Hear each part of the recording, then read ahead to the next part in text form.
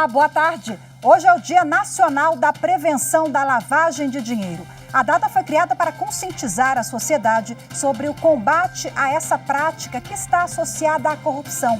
No Jornal da Justiça de hoje, você vai ver que o combate a esse crime é um dos eixos prioritários da gestão do ministro Luiz Fux como presidente do Supremo Tribunal Federal e do Conselho Nacional de Justiça.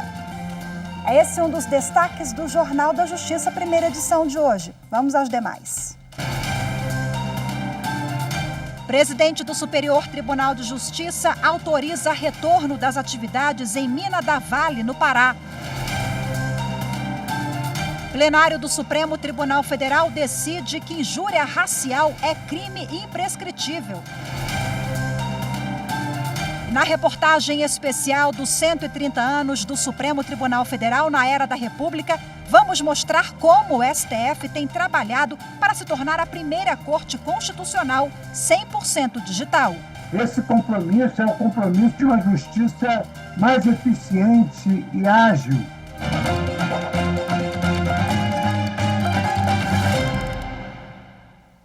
O presidente do Superior Tribunal de Justiça, ministro Humberto Martins, suspendeu a decisão do Tribunal de Justiça do Pará que impedia as operações na mina Onça Puma, de propriedade da mineradora Vale.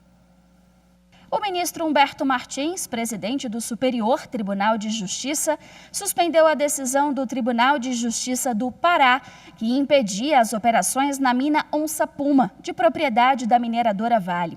Para o ministro, seria desproporcional a interrupção de atividades que vêm sendo realizadas no local há mais de 10 anos, por causa de uma decisão precária e monocrática do Poder Judiciário, com consequências graves à ordem econômica. A suspensão da mina foi determinada pela Secretaria do Meio Ambiente do Pará, por causa do suposto descumprimento de duas determinações: a disponibilização de estrutura de fibra ótica nos trechos afetados pelo empreendimento e a apresentação de uma proposta de construção de um posto de saúde na região. No pedido de suspensão das atividades enviado ao STJ, a Vale argumentou que a interrupção das operações na mina afetaria quase 1.300 empregos e prejudicaria a arrecadação de cerca de 2 bilhões de reais em impostos. O Tribunal Regional Federal da Primeira Região decidiu que a Petrobras não é obrigada a convidar todas as empresas cadastradas para participar de processo licitatório simplificado. De acordo com a 6ª turma do TRF1, o Supremo Tribunal Federal fixou jurisprudência no sentido de que a Petrobras, quando realiza contratações, não está vinculada à Lei 8.666 de 1993, que regia licitações e contratos no âmbito da administração pública até a edição da nova Lei de Licitações. O entendimento é que as sociedades de economia mista que disputam livremente o mercado, como a Petrobras, devem estar submetidas a regime próprio diferenciado de contratações. O recurso da Petrobras contra a decisão de primeira instância, que permitia a participação de empresa cadastrada, mas não convidada em licitação simplificada, foi analisado no TRF1. De acordo com o voto do relator, juiz federal convocado Glaucio Ferreira Maciel, não há ilegalidade no fato de a Petrobras negar a participação de uma empresa que pretendia concorrer à contratação dos serviços de apoio à gestão de unidades da companhia nas regiões Norte e Nordeste. Prevaleceu, no caso, os comandos do Regulamento Simplificado de Contratações da Petrobras, que incluiu a redução do universo de potenciais contratantes a apenas 3 firmas, sem admitir a participação de empresas não convidadas. A decisão foi unânime. Em decisão histórica, o Supremo Tribunal Federal decidiu que não há um prazo para que uma pessoa possa ser punida pelo crime de injúria racial. A maioria do plenário entendeu que a prática se assemelha ao racismo, por isso é imprescritível. Os ministros voltaram a analisar um caso de uma mulher de 72 anos no Distrito Federal, que foi condenada a 1 ano de reclusão e 10 dias multa em 2013 por ofender uma frentista. A defesa alegou que se passaram mais de 4 anos até o trânsito em julgado da condenação, por isso o crime estaria prescrito e a punição não poderia ser aplicada. No ano passado, quando o julgamento iniciou, o relator, ministro Edson Fachin, manteve o entendimento do Superior Tribunal de Justiça de que a injúria racial é imprescritível por se encaixar em um tipo de racismo. Segundo o ministro, a prática fere um dos pilares da Constituição, que é o princípio da dignidade humana. Por isso, não deve haver limite de tempo para se combatê-la. Há racismo no Brasil. É uma chave infame que marca a interface entre o ontem e o amanhã. A injúria racial está prevista no Código Penal com pena de 1 a 3 anos de prisão e multa. Ela ocorre quando uma pessoa ofende outra por causa da sua cor, raça ou etnia. O racismo está previsto na Lei 7.716 de 1989, com pena que pode chegar a 5 anos de prisão. Nela, a ofensa é cometida contra a coletividade, também por causa da cor, raça ou etnia. O ministro Alexandre de Moraes, que retomou o julgamento de ontem, seguiu o entendimento do relator de que a Constituição é explícita ao declarar o racismo como crime inafiançável, sem fazer distinção entre os diversos tipos penais que configuram essa prática. Ao interpretar que todas as formas de discriminação racial, todas as formas de racismo são imprescritíveis, estaremos dando efetiva e real aplicação à Constituição Federal. Os ministros Luiz Roberto Barroso e Carmen Lúcia também consideraram a injúria racial um crime imprescritível e falaram da importância de se combater o preconceito. A prática desses crimes é enorme no Brasil, a taxa de incidência é enorme e ela representa uma ferida, uma doença gravíssima da sociedade brasileira que o direito precisa de remediar na forma com que se põe na Constituição e na legislação. Nós estamos todos precisando passar por um processo de reeducação nessa matéria. E quando eu digo todos, é para a gente ter também a autopercepção de quando nós eventualmente reproduzimos comportamentos indesejáveis. Comissão do Tribunal Superior Eleitoral seleciona planos de teste dos investigadores que vão participar do Teste Público de Segurança 2021. 10 investigadores individuais e 5 grupos tiveram os planos de teste aprovados pela Comissão Reguladora do Teste Público de Segurança, o TPS 2021. Os planos de teste mostram quais componentes externos e internos da urna eletrônica e do sistema eletrônico de votação os pré-candidatos pretendem investigar. Ao todo, 29 planos foram pré-selecionados. Os participantes ou grupos que não tiveram seus planos aprovados podem enviar recurso até o dia 29 de outubro. O resultado final será divulgado no dia 3 de novembro. A 6ª edição do TPS recebeu 27 pré-inscrições, com 39 investigadoras ou investigadores, sendo 16 cadastros individuais e os demais divididos em 7 grupos. O número definitivo de participantes somente será confirmado no dia 9 de novembro. O TPS 2021 será realizado entre os dias 22 e 26 de novembro na sede do Tribunal Superior Eleitoral, o TSE, em Brasília. E você vai ver no próximo bloco lavagem de dinheiro, como combater essa prática que está associada a outros crimes, como, por exemplo, a corrupção, o tráfico de armas, de drogas. Esse é assunto para daqui a pouquinho, após o intervalo, eu volto já.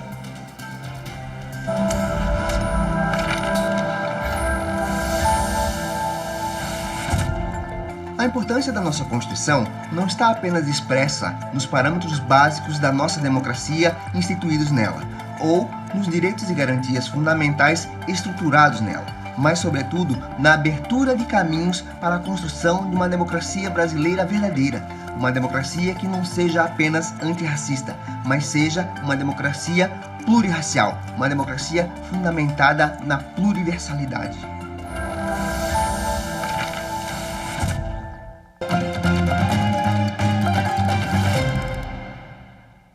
Dia 29 de outubro é o Dia Nacional da Prevenção da Lavagem de Dinheiro. O crime está diretamente ligado à corrupção e outros tipos de crimes, como tráfico de drogas, de armas.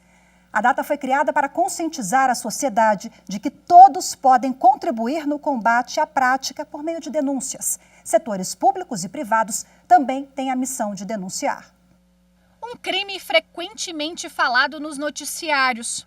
O objetivo é combater lavagem de dinheiro e evasão de divisas. Foram juntadas novas provas de lavagem de dinheiro e recebimento de vantagens indevidas. 15 pessoas por corrupção e lavagem de dinheiro. E quase sempre ele está associado a outra prática criminosa.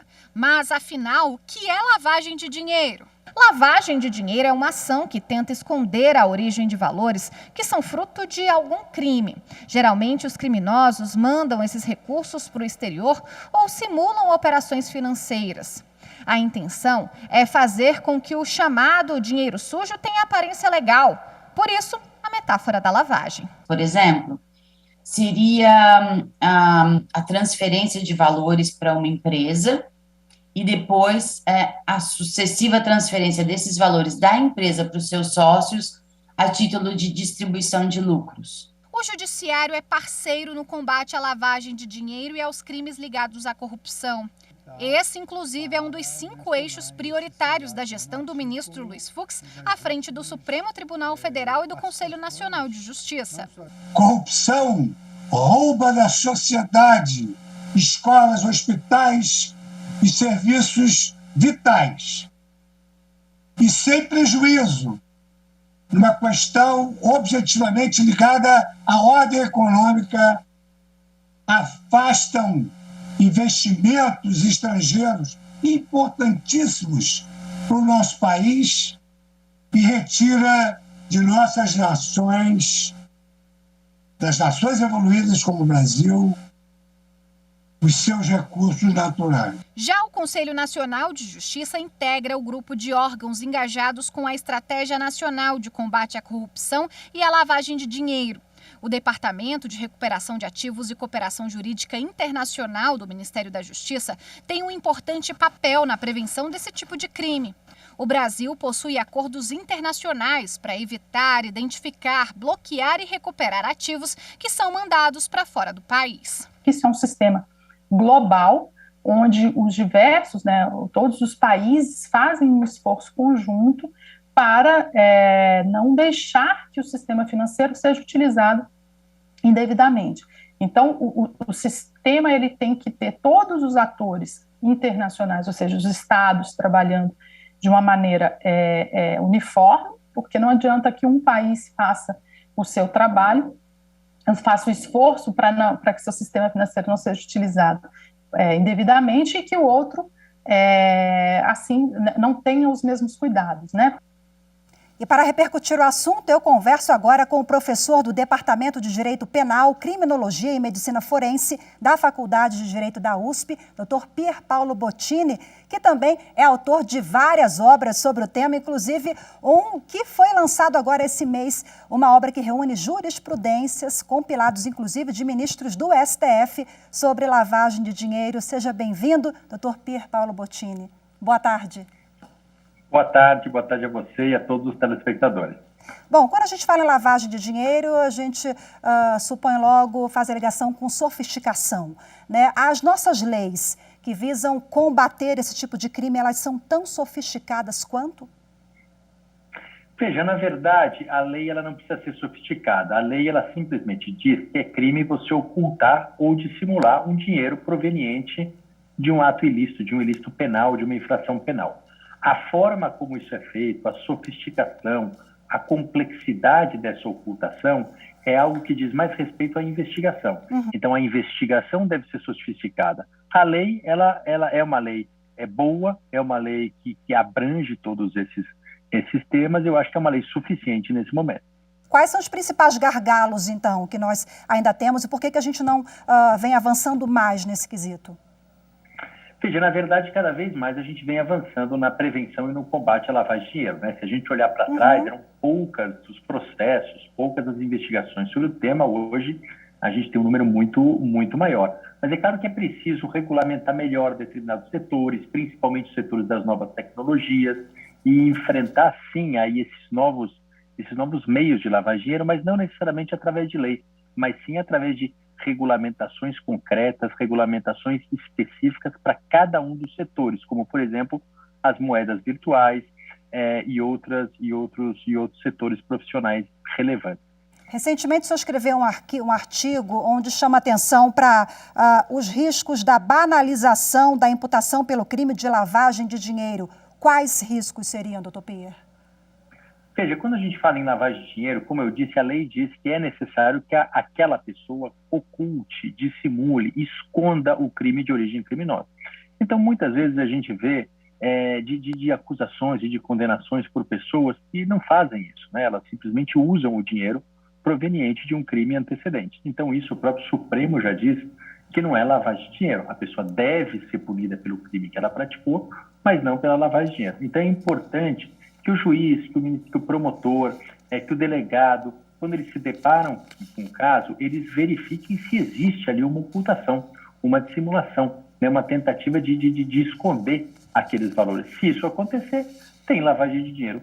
Se não acontecer, não tem lavagem de dinheiro. Então, o uso excessivo da lavagem de dinheiro pode acabar banalizando isso, pode acabar atrapalhando o combate àquilo que realmente a gente tem que combater, que é a dinheiro mais organizado, mais sofisticado. Quais as principais controvérsias que rondam aí os julgamentos sobre esse delito?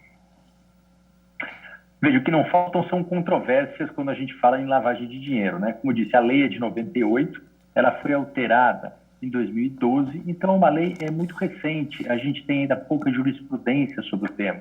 Então ainda está se debatendo, por exemplo, a relação da corrupção com a lavagem de dinheiro, tem muitas coisas a respeito disso ainda em aberto, ainda está se discutindo as doações eleitorais, né, quando o sujeito, então, na corrupção, a troca da corrupção, a propina é feita através de doação eleitoral, se isso é ou não é lavagem de dinheiro, se existe lavagem de dinheiro decorrente da prática de sonegação fiscal.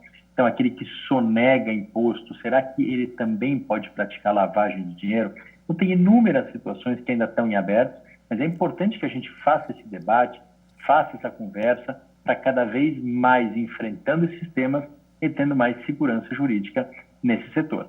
Quais as consequências econômicas e sociais em linhas gerais e quanto que o Brasil perde, mais ou menos, com esse tipo de crime?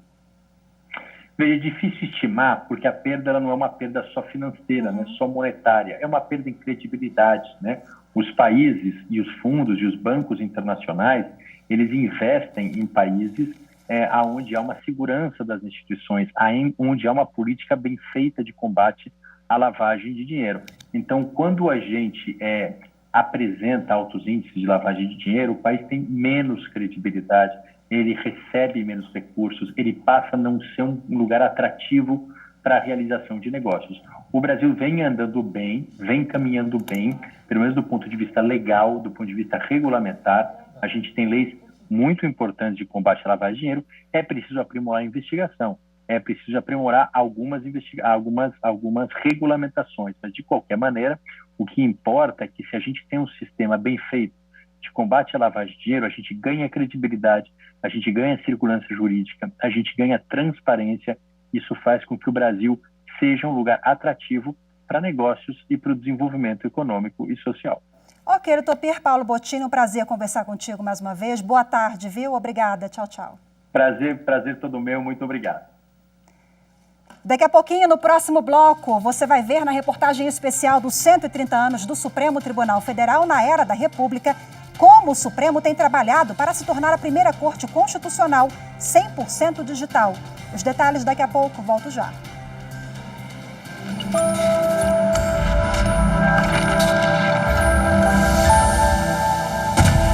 Uma Constituição é a norma base do sistema jurídico nas sociedades democráticas.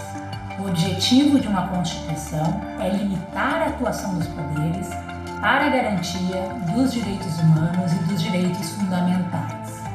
A Constituição é a norma de hierarquia superior num sistema jurídico democrático e condiciona hierarquicamente as demais normas, seja no seu critério material, seja no seu critério formal.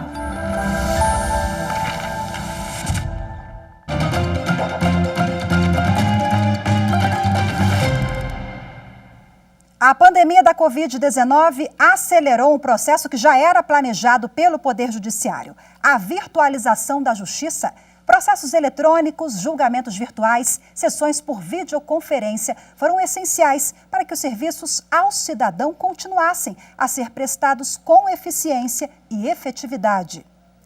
Na reportagem especial de hoje, sobre os 130 anos do Supremo Tribunal Federal na era da República, vamos mostrar como o Supremo tem trabalhado para se tornar a primeira Corte Constitucional 100% digital.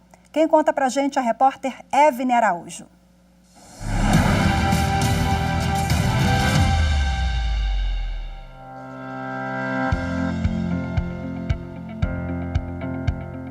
Em 2007, há 14 anos, o Supremo Tribunal Federal dava os primeiros passos no processo de virtualização dos trabalhos da Corte. O plenário virtual foi implementado ainda na gestão da ministra Ellen Grace para analisar repercussões gerais de forma colegiada, sem a necessidade de uma sessão presencial. O que poucos imaginavam é que esse seria o primeiro passo de um sistema que ajudaria o Poder Judiciário a enfrentar uma das maiores crises da história do país. Os esforços para modernizar o STF ao longo dos anos foram decisivos para manter o atendimento jurídico à sociedade durante a pandemia da Covid-19. Com as restrições da crise sanitária, o plenário virtual foi ampliado, dando a possibilidade de análise de grande parte do acervo processual da Corte pelo computador. Além de transparência, a medida deu mais agilidade aos julgamentos. Os votos são disponibilizados, então toda a sociedade acompanha e tem ciência do conteúdo do voto do ministro, do relatório apresentado, sabe em tempo real as mudanças de posições quando o ministro acompanha inicialmente o relator e se abre uma divergência e esse ministro que inicialmente acompanhava a posição do relator se convence da posição do colega que abriu a divergência, é possível uma alteração de voto. A tecnologia favoreceu ainda o trabalho remoto e a realização de sessões plenárias por videoconferência, reforçando a meta da gestão do ministro Luiz Fux de tornar o STF a primeira Corte Constitucional do mundo 100% digital. Esse compromisso é o compromisso de uma justiça mais eficiente e ágil, que consiste no cerne do eixo 4, prioritário da nossa gestão, que tem como um dos fios condutores o projeto Justiça 4.0.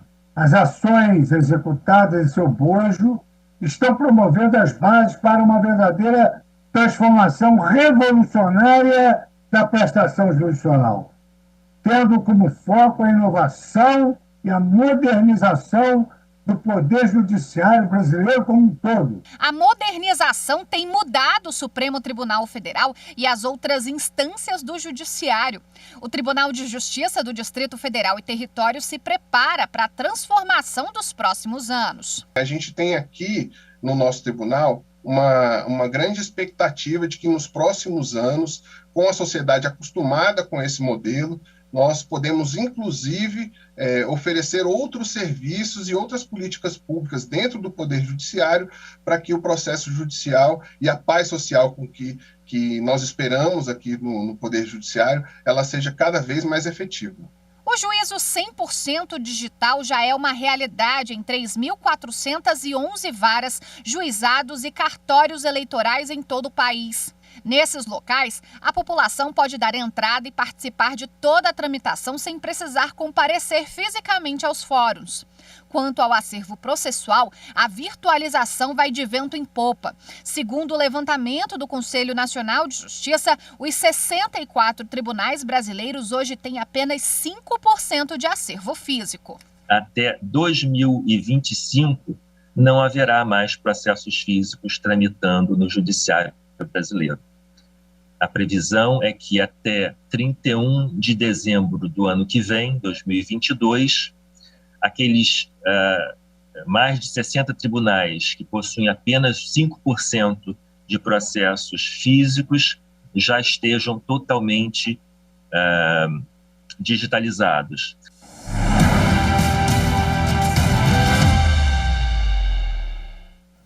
O Jornal da Justiça, primeira edição de hoje, fica por aqui. Para você, uma excelente tarde, ótimo fim de semana. Nos vemos na segunda-feira. Tchau, tchau.